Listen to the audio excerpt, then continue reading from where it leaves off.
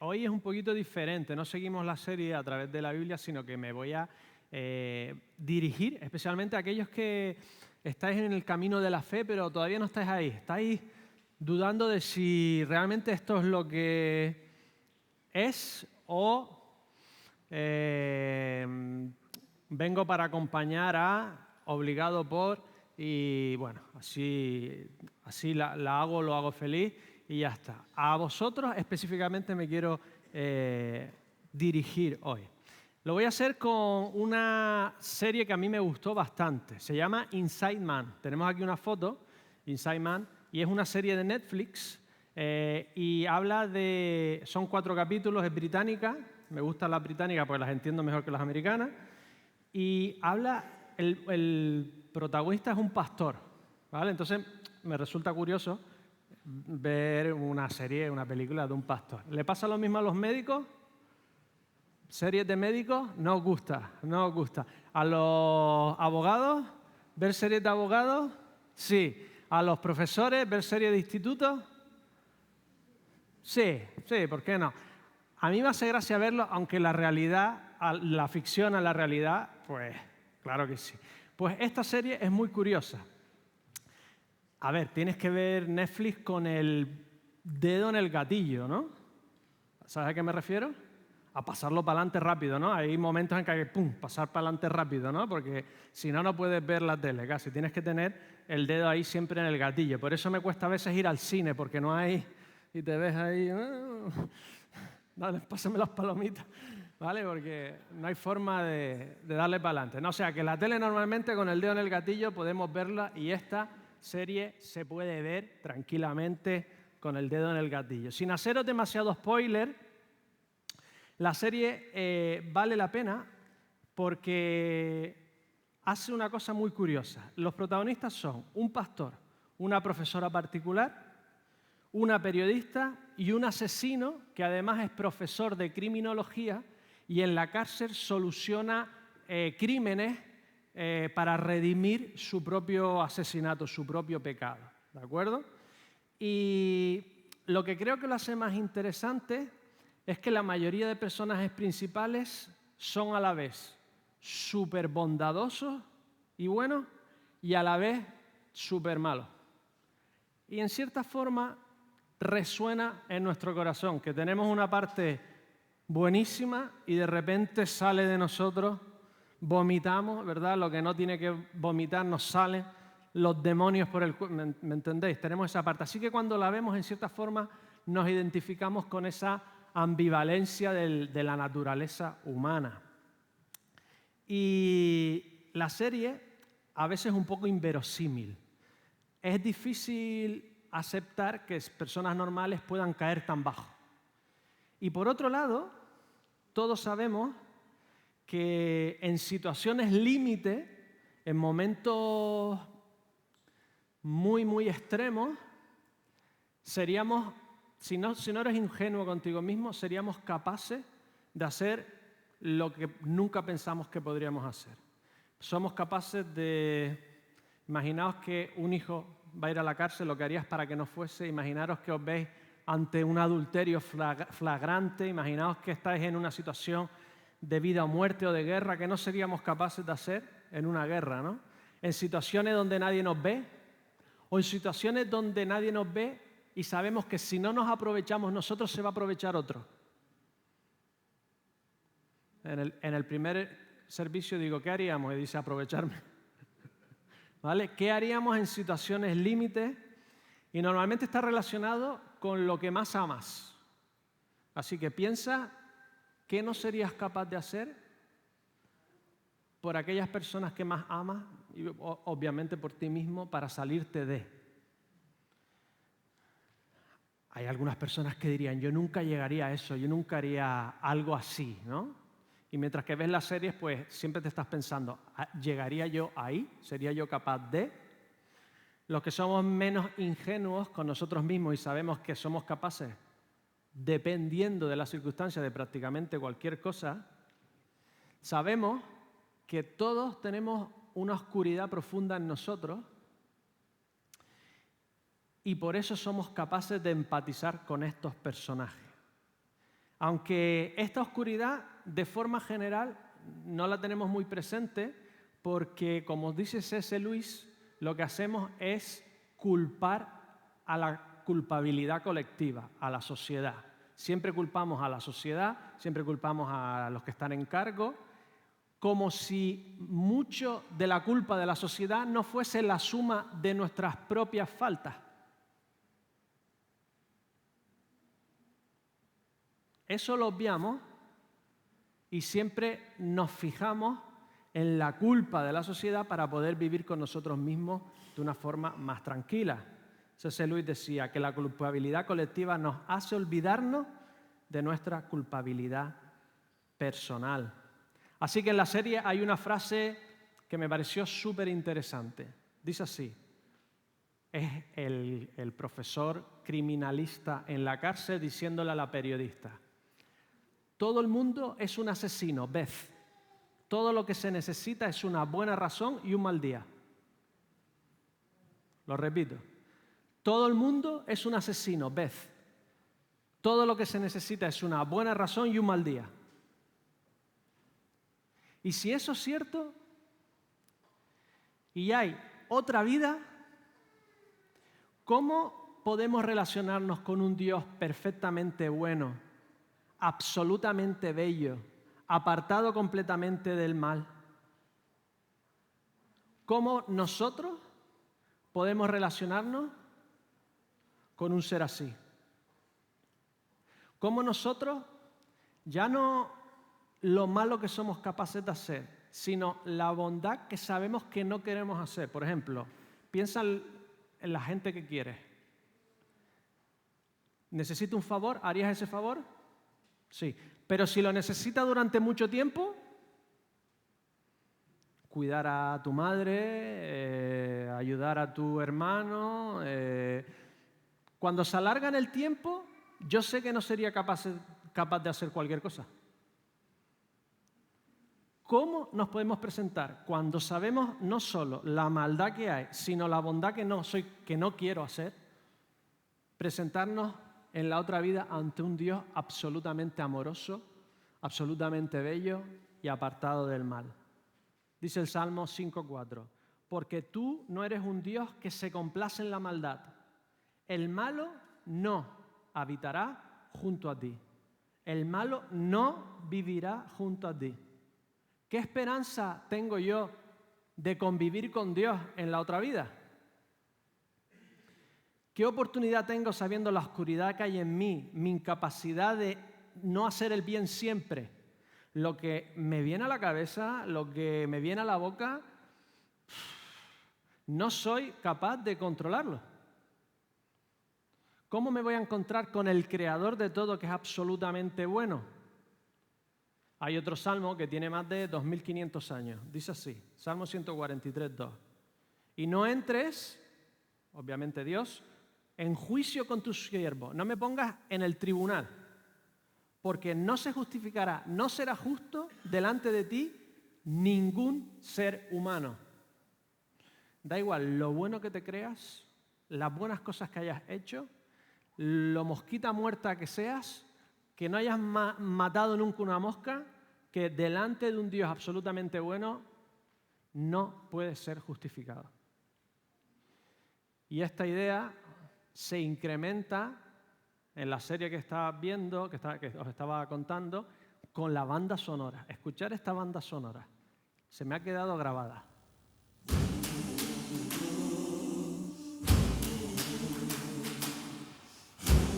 Está bien, ¿no? Dale, ponla alta. You may run home for a long time, run home for a long time. You may run home for a long time. I tell you, God Almighty's gonna cut you down. Great God Almighty's gonna cut you down. Podéis mover un pie, no pasa nada. Go tell that long-tongued liar. Go tell that midnight rider. Tell the gambler, the rambler, the backbiter. Coges la idea, más o menos, ¿no? Tiene ritmillo, ¿no? Y se te queda ahí en la cabeza una vez tras otra. Esta canción es folclórica americana de hace un par de siglos seguramente, que ha sido ampliamente versionada del 1946, por Odetta y Johnny Cash. Johnny Cash ya en el 2004, creo que es el 2004, tiene una versión buenísima. Y para los que no entendéis inglés, aunque yo entiendo inglés y la canción no la entendí a la mitad, la tuve que buscar, ¿vale? Tienes que oírla muchas veces. Os digo algunas de las cosas que dice, ¿vale? No rima en español al traducirla, pero en inglés pues rima y tiene mucho... os la he metido en la cabeza y veréis que no se os va a quitar. La vais a buscar y ponerla en la playlist. Y dice alguna de estas cosas. Dice, puedes tirar la piedra y esconder la mano, tramando en la oscuridad contra tu prójimo. Pero como que Dios ha hecho el día y la noche, lo que hagas en la oscuridad saldrá a la luz. Puedes correr y esconderte, deslizarte y apartarte. Va mucho con la serie por las cosas que van haciendo, ¿vale? Tratando de quitarle la mota del ojo de tu vecino. Pero cierto, como que Dios ha hecho la Virgen y el Papa, lo que cosechas, hermanos míos, es lo que siembras. Ve y dile a ese mentiroso de lengua viperina, ve y dile a ese motorista de medianoche, dígale al jugador, al maleante, al calumniador, diles que Dios Todopoderoso los alcanzará. En inglés dice, los cortará de raíz.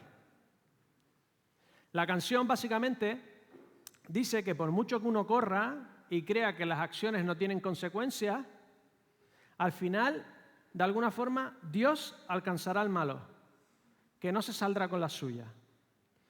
Y en el fondo queremos un Dios así, que sea justo, que no deje la maldad rampante, que se haga justicia, que hay un sentimiento de que se tiene que hacer justicia en todos nosotros, en toda la humanidad, y eso es lo que queremos en el fondo, que se haga justicia menos a nosotros, menos lo que nosotros hacemos, ¿no? El profeta Nahum, el gran profeta Nahum, decía, Nahum 1:3, el Señor es tardo para la ira y grande en poder. Como es tardo para la ira, haces algo terrible y no te cae un rayo inmediatamente. Entonces te crees que puedes ir. Pero mira lo que dice, pero no tendrá por inocente al culpable. No tendrá por inocente al culpable. Así que, ¿lo has pensado? ¿Te vas al otro lado? Como dicen algunos, cruzas la orilla. ¿Cómo te mirará Dios? ¿Cómo te presentarás a Él? Estaba escuchando a un local de aquí. Es el doctor Samuel Sanz, cirujano de Bellvitge y profesor en la Universidad de Barcelona. Tiene unas ideas que no son directamente cristianas, pero esto es lo que dice él. Él ha estudiado los ECMs, experiencias cercanas a la muerte, en donde el corazón está parado y los pacientes son conscientes de lo que está pasando en los minutos en el que el encefalograma está plano. ¿Vale? Corazón parado, encefalograma plano, solo hay algunas ondas muy profundas por ahí y el humano que está ahí con los ojos cerrados, parado, etcétera, etcétera, es consciente y relata cosas en esos minutos. Él dice que es cada vez más difícil negar que la conciencia permanece después de que nuestro cuerpo esté parado, esté muerto. La conciencia sigue. Y él habla de otras cosas, ¿no? Entonces, cada vez es más difícil negar que hay algo más. ¿Querrá Dios convivir conmigo? ¿Tenerme en su presencia? El juego cada vez es más común, ¿verdad? La juventud dice que cada vez juega más, porque es muy fácil, ¿no? En el móvil apostar, están siempre apostando cosas de deporte, jugadores, ya puedes apostar hasta el color del pelo que se hará un futbolista o el tatuaje que se hará, ya puedes apostar cualquier cosa, ¿verdad? Te propongo una apuesta, esto es lo que hace Blaise Pascal, ya hace muchos años, y te dice, si tuvieses que apostar tu vida a que Dios existe o no existe, al final es una apuesta que haces. Al final tú decidir si existe o no existe es una apuesta de vida. Si tienes que apostar que Dios existe o no existe, por muy baja que sea la probabilidad de que no, apuesta porque existe. ¿Sabes por qué? Dice él, si ganas, lo ganas todo. Si pierdes, no pierdes nada. Apuesta que existe sin dudar. Te lo explico. Si tú vives para Dios y dices, creo que hay una posibilidad de que exista y vives para Él, te mueres y existe, ¿qué has ganado? Ahora, si tú dices, no existe, vives de espalda a Él y existe, ¿qué te pasa? ¿Lo pierdes todo? Y si no existe, ¿qué te pasa? Imagínate que te mueres y ya no hay nada más y llevas toda tu vida creyendo en Dios. ¿Qué te pasa? Y yo no lo digo yo, que no te pasa nada. Porque vivir para Dios, incluso si no existiera, es todavía mucho mejor. Y no te lo digo yo, lo dice el doctor en teología ateo, Jack Zimmer, de la Universidad de Durham. Estoy escuchando una entrevista el 5 de septiembre de este mes, 5 de septiembre de este mes. Y me sorprendió que un señor muy educado y muy ateo dijera esto. Dice, me parece bien que quieras ser ateo, yo es lo que he elegido, pero si lo eres te tienes que atener a las consecuencias. Si te quitas el cristianismo de al lado, te quedas sin propósito cósmico supremo, sin valores morales sólidos y objetivos, sin la historia del mundo en la que te sitúas en él y encuentras tu lugar. Zimmer dice, si te haces ateo, lo tienes que hacer, pero con todas las consecuencias de saber de que no hay propósito, no hay sentido y tienes que vivir con esas consecuencias. Porque dice, psicológicamente es mejor creer. Él dice, psicológicamente es mejor creer. Te da propósito, te da una escala de valores. Te pongo un ejemplo. Si tú no tienes una escala de valores donde el valor máximo es Dios y donde entonces cuadras el resto de valores en esa escala, es muy difícil vivir. Un ejemplo. Tienes a tu mujer, a tu esposa y a tu madre. ¿Con quién pones más esfuerzo, más tiempo, más dinero? Tu esposa te puede dejar en cualquier momento.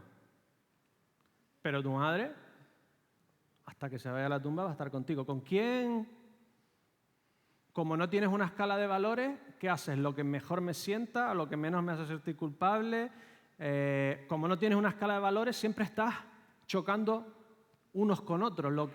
Y claro, te dirán, pero es que tener a Dios como escala de valores es muy infantil. Te tiene que decir otro fuera de ti qué es lo que está bien y lo que está mal. ¿No debes tú, con tu madurez, decidir? Inténtalo. Te dice la Biblia, dejará el hombre a su padre y a su madre y se unirán a su mujer y será una sola carne. Te dice, no, tu mujer es tu familia inmediata. Tu madre la quieres muchísimo, pero tu mujer eres tú. Te da una guía. Te da un propósito, te da una esperanza, te da una ayuda, te da confianza en que no somos simplemente marionetas del destino, que no somos un barco en medio del mar de las circunstancias y te viene una tormenta y te hunde cuando le da la gana. Sabes que si Dios existe y tú vives para Él, Él tiene un propósito para todo lo que te pasa. Sabes que pase lo que pasa, Dios hará justicia al final, que el bien triunfará, que tenemos un Padre Celestial, no un abuelo. La mayoría de nosotros preferiríamos tener un abuelo, ¿no? Los nietos que hacen con los abuelos, lo que les da la gana.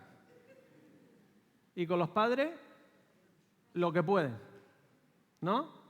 El abuelo es que sea feliz ya el niño, verle la sonrisa, y el padre, su propósito no es que esté siempre, ¿no? Sino que sea la persona que tiene que ser. Con un Padre espiritual sabemos que todo lo que nos pasa a esta tierra tiene un propósito, un significado, tiene una forma de construirnos, de hacernos más como deberíamos ser, de hacernos más como Él. Tener a Dios te da una familia espiritual, etcétera, etcétera. No te extraño que, por lo tanto, prácticamente todo el mundo ya acepta que psicológicamente creer se vive mejor. Creyendo se vive mejor. Estadísticamente hablando, en todos los estudios, prácticamente en todos los estudios,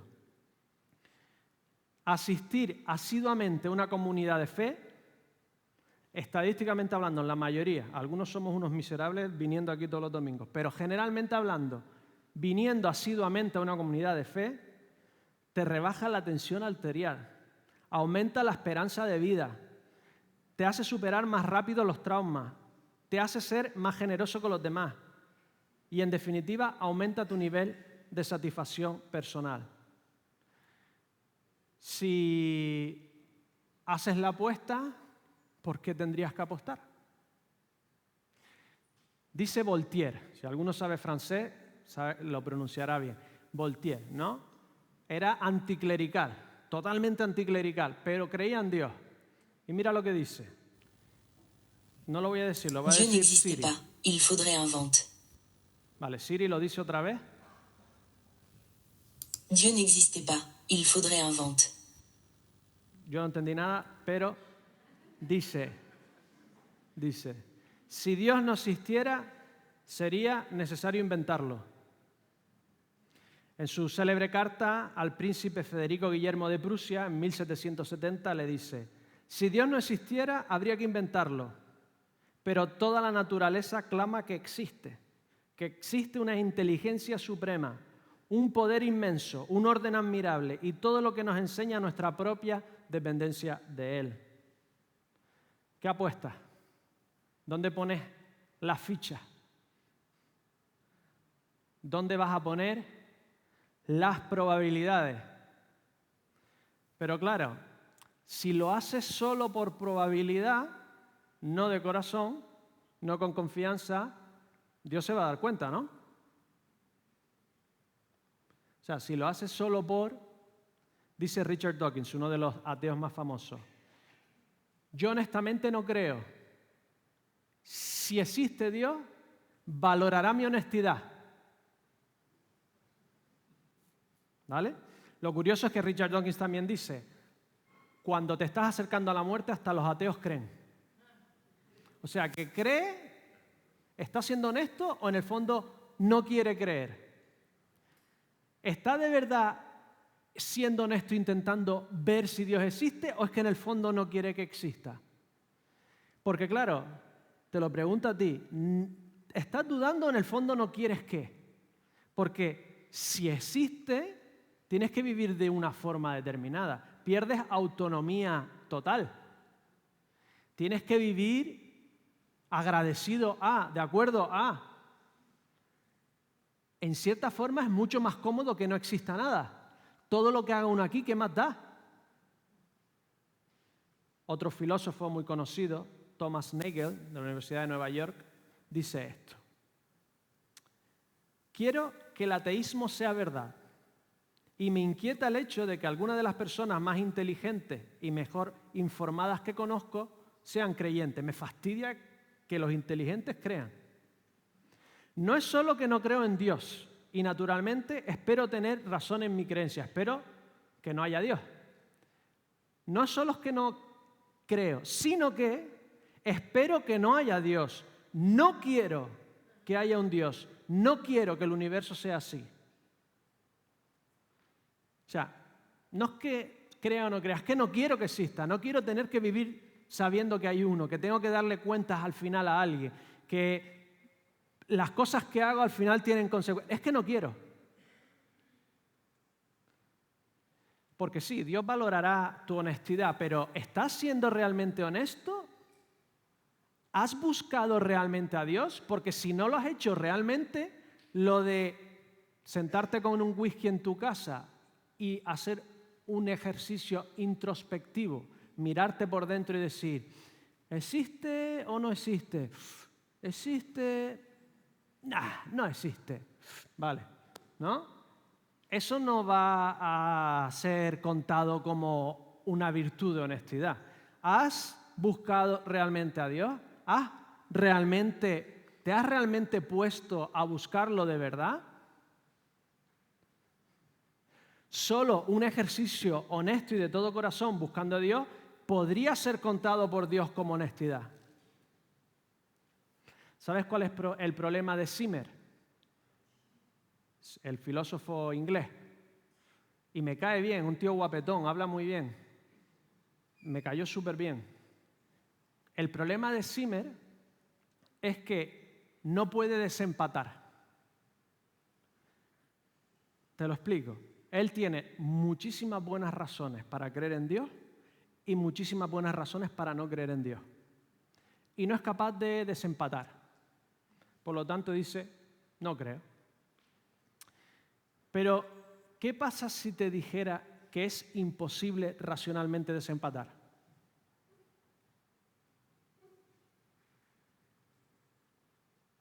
¿Qué te dijera si, da igual las vueltas que tú le des a la cabecita, racionalmente es casi, alguna persona ha llegado a Dios racionalmente, pero 99% de los que hemos creído no ha sido algo racional? ¿Qué te dijera que es casi, o para la mayoría de nosotros es imposible desempatar? ¿Qué te dijera que tienes que dar un salto antes de creer? Tienes que dar un salto de fe antes de desempatar. Dios no te da las evidencias hasta que tú no pegas un saltito. Y eso es realmente lo que pasa en nuestras cabezas. Os explico una idea bastante complicada, ¿de acuerdo? Pero, ¿qué pasa en tu cabeza antes de que tu cabeza te diga que crees en algo? Te lo explico. Tienes tu cerebro, imagínate que lo puedes abrir y te cuentan una verdad. En tu cerebro no rebusca en las verdades del cerebro y dice, sí, la tengo, la iguala, y dice, pues son iguales, pues sí creo. No hace eso. Te presenta una idea y tu cerebro empieza a hacer conexiones, y pasa algo previo a creer, que te lleva a creer. Os lo explico con un ejemplo. Te llega un mensaje de WhatsApp, pip, pip, pip, pip. Lo miras, ¿vale? Y está tu marido con otra mujer besándose, ¿vale? Te recorren escalofríos por el cuerpo y de repente dices, ¿esto qué es? No puede ser verdad. ¡Pim! Otra foto. Misma mujer, mismo marido, misma ropa, en otro lugar. Ya tú miras a tu marido, le enseñas la foto, tu marido se queda estupefacto, te cogí, ¿no? En cierta forma. ¿Te crees que su cara de estupefacción es porque lo has cogido? Te llega otra foto y tu marido te dice que eso no ha pasado, que ese no es él, que eso no es verdad, y tú le dices, esa es tu cara, esa es tu mano, esa es tu boca, y te empieza a decir que ese no es él, que ese no es él, que ese no es él, que ese no es él, que ese no es él. A las 25 veces te abres a la posibilidad de que sea verdad, de que te esté diciendo la verdad, que ese no es él, en contra de toda la evidencia que tú tienes en el móvil. ¿Vale? Y te lo repite hasta que llega un punto que empiezas a dudar y dices, puede que no sea verdad, me voy a creer a mi marido. Lo conozco, me fío de él, tengo confianza en él. Y de repente te llega un mensaje de tu cuñado, estoy probando OpenIA y he creado unas fotos falsas de tu marido con... Pregunta, ¿qué creencia es mejor?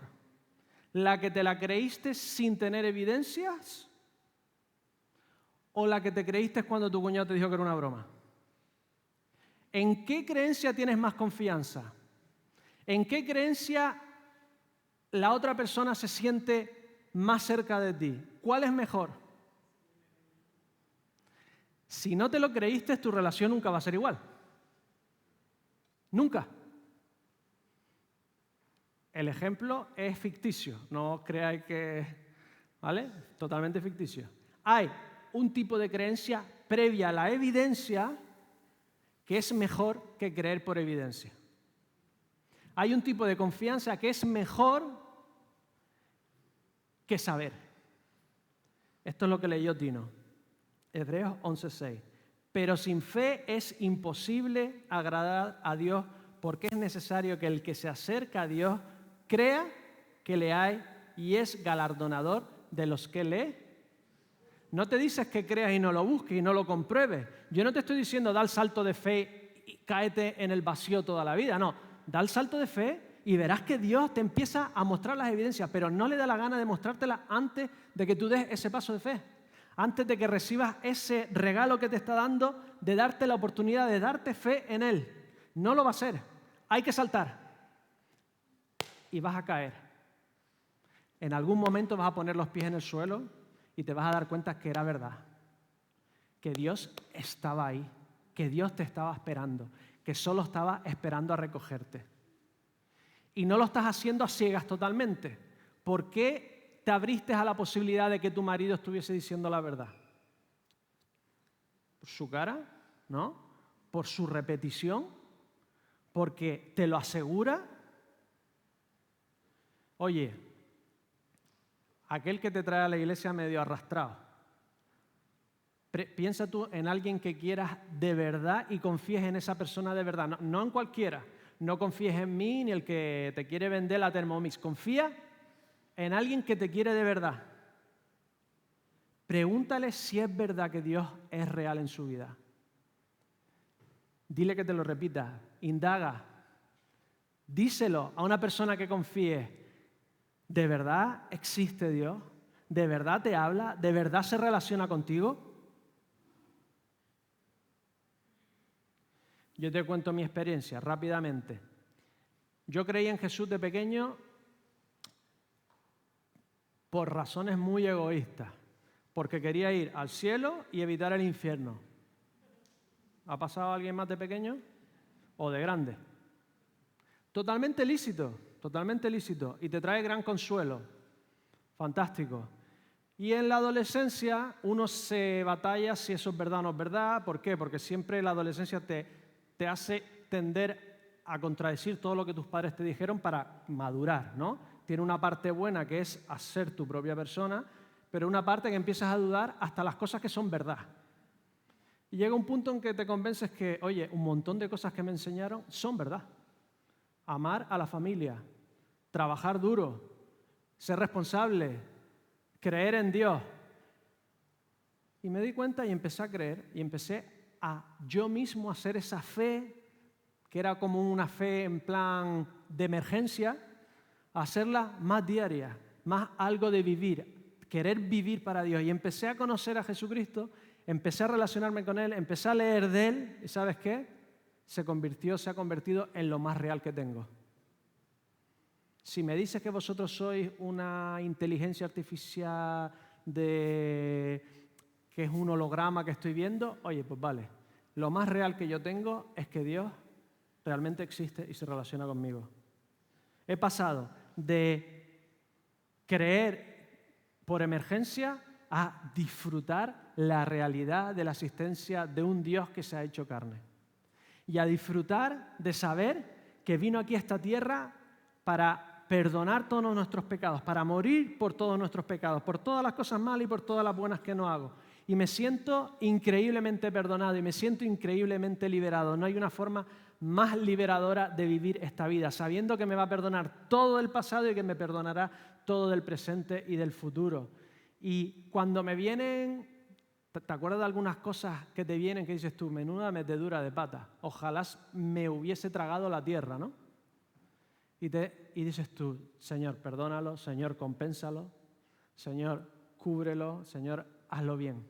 Y tienes una tranquilidad en Dios y no solo te da sentimiento y seguridad de perdón, sino que te quita la miopía espiritual. Te pones a Cristo y te pone una gafa y te quita la miopía espiritual y te pone como unas gafas de realidad espiritual.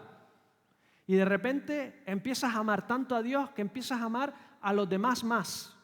Y por amar más a Dios empiezas a amar más a los que tienes al lado y a los que no tienes al lado, a los que tienes enfrente. Y empiezas incluso a amarte más a ti mismo por lo que Dios ha hecho. Te da una realidad donde existe más gozo, donde ves las cosas más bellas, donde ves las cosas con propósito, donde ves las cosas con un significado real en Dios. Pregúntale a todo el que ha puesto su fe de verdad, pero de verdad, en Cristo, si de verdad no existe, si de verdad no se convierte en lo más maravilloso de esta existencia.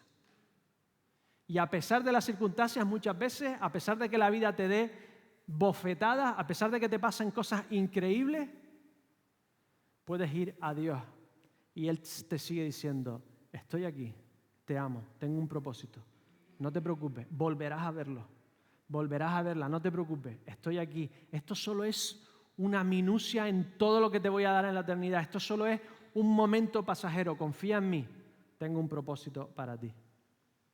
Concluyo. La canción que me gusta, esta que escuchaste, también dice otras cosas. Dice, mi Dios habló tan dulce, me pareció oír el traqueteo de los ángeles. Puso una mano sobre mi cabeza ha estado mojada con el rocío de medianoche y he estado de rodillas, hablando con el hombre de Galilea. Solo el hombre de Galilea te presentará ante su Padre y te dirá, hijo mío, bienvenido a casa. Oremos.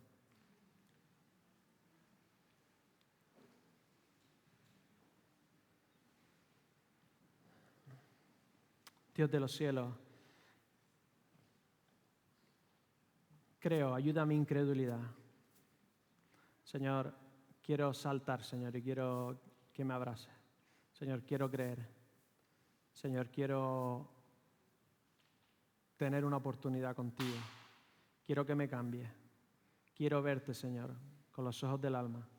Quiero tener esa esperanza. Quiero tener esa fe que tienen aquellas personas que me aman y tienen fe en ti.